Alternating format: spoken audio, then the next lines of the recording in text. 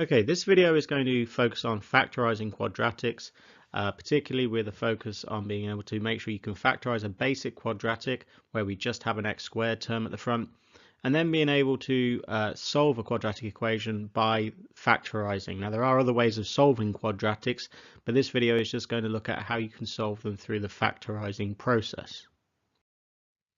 So in this example that I've got here, we're going to factorize x squared plus 7x plus 12. Now factorize means to write with brackets, and when we do that, the most important parts we're going to need to look at I've color coded, which are the plus 7 and the plus 12. You'll notice I did include the signs when I color coded because those signs will be important when deciding which numbers will go inside our brackets. Now what you need to do is find two numbers that will multiply to make positive 12 and that would add together to make positive 7 or a plus 7. Now you do start off with the plus 12 because there's only going to be so many combinations that will work of numbers that multiply to make 12, whereas adding to 7 there will be loads. So if we look at what would actually multiply together to make 12, we'd end up with these three combinations. Now what we're now looking for are numbers which would then add together to make positive 7, and so that means that our bottom combination here of 3 and 4 is going to work. So when we write our brackets, they're going to look like this. So we'll have two brackets and there will always be an x term at the front of the brackets. And then when we found that 3 and 4 were going to be our choice of numbers, they go towards the end. So we've got plus 3 and then plus 4. Now if the signs in the question were different, if we had like minus 7 or a minus 12, that would then affect whether we have a positive or a negative inside our brackets. So you have to be careful of that, and when you go through examples, you'll then be able to practice and think about what will work.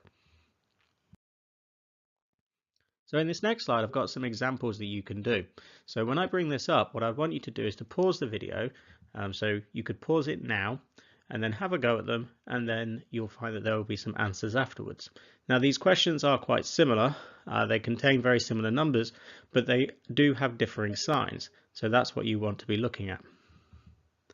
So here are the solutions.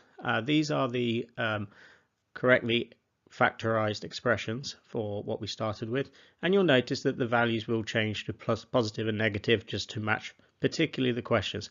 You can always check by expanding the brackets to see that they do get you back to the original expression. Now when it comes to solving quadratics, I did mention that there's quite a few ways you can do it, but one of the things with factorizing is it can allow you to get to solutions quite quickly if factorizing is possible.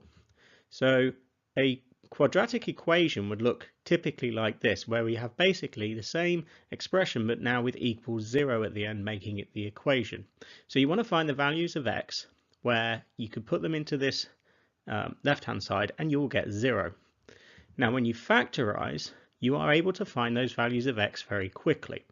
So when we want to look at what values of x will make this 0, you look at each bracket individually and find out which value of x you could put in those brackets to make just that bracket 0. Because if one of the brackets is 0, then the whole of the left hand side will be 0 and then you're done. And the reason the whole of the left hand side will be 0 is because one bracket is multiplying the other, and anything you multiply by 0 is 0. So in this case our solutions are that x equals negative 3 and x equals negative 4. And the one thing that will surprise most people is that when you've solved equations before, you've always come up with just one solution or one value of x that works, whereas in this case we've got two different values. This also has implications for the graph as well, which would be a separate concept and a separate idea that ties in very much with this work. Now here we have an example of an exam style question where it's split into two parts, where you asked to factorize to start with and then later on you're asked to solve. So as long as we can factorize, which we should be able to since the question says to do so, then we've got to think about solving afterwards. So again, you could pause the video here and have a go, but I'm going to go through the answers now. So in the first one, looking at the values in the problem, we need two numbers that are going to multiply to make negative 48 and add together to make negative 2. Now, I'm not going to worry too much about the signs at the minute. I'm just going to think about numbers that multiply to make 48, and then I'll worry about the signs afterwards. So there's quite a few more combinations here. Now, because I know that I want them to make negative 48 when they multiply, I will know that one of them has to be negative and the other one has to be positive. I also know that when I add these together, I need negative 2. So the negative number, when I add it to my positive number, should still give me a negative number. Now looking at all these combinations that I have here, the only one which is going to work is the bottom one, 6 and 8.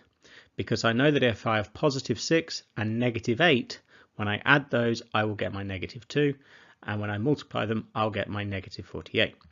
So this gives me my factorized expression of x add 6 in one bracket and x minus 8 in the other bracket. Now when it goes to part B where we're looking to solve this, because we've already got the factorized form, it makes it a lot easier. So my first value of x would be 8, because in the second bracket if I put 8 there, 8 take away 8, 0, I'm done. Then the other value of x is negative 6, because that's what would go in the first bracket. So hopefully this video has been helpful just to go through some of the basic ideas of factorizing, and if you want to leave any comments then please feel free to do so. Thank you.